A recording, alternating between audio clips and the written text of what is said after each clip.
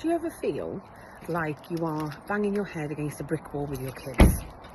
I've just done the school run, so I definitely feel that way. But actually, I've got a bit of a keen reminder for you, because it's something that I was retaught last night, a nice helpful reminder as to why sometimes our children look like they don't want to listen, or they can't listen, because actually it is more that they can't, or they can't make wise choices, they can't function in their normal way. Now, when we enter a state of distress, and let's be fair, this time of year, whether it's exciting or not, our brains are thinking, what on earth is going on?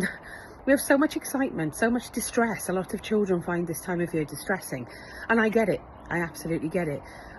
It can be very, very distressing.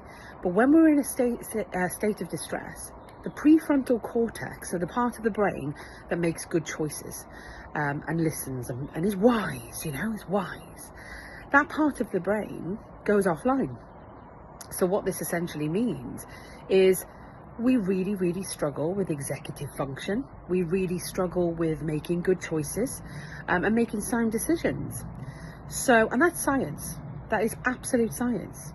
So we're expecting an awful lot of our children when they're in a state of distress, when scientifically it's just not possible.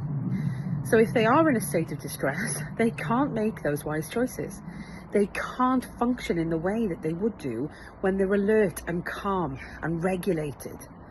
So we need to be paying attention to this and expecting less of our children when they're dysregulated. This doesn't mean that we put no demand on them. It means that we understand the state of their nervous system and react accordingly. Now, there was tons of resources shared last night in last night's webinar.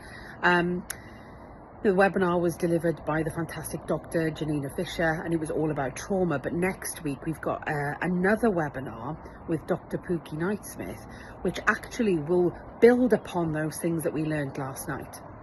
So it's going to be talking all about what you can do with children, particularly over the Christmas break, to help them to understand themselves and to help us to understand them.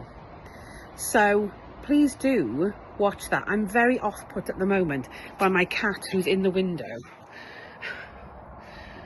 and trying to get involved. So anyway, a little bit of a funny thing for a Friday morning. She's tickling me there. I hope this reel was useful for you. Do let me know your thoughts, and if you need any links to any of the resources I've mentioned, just drop me a message or pop a comment and we'll do our best to send them to you.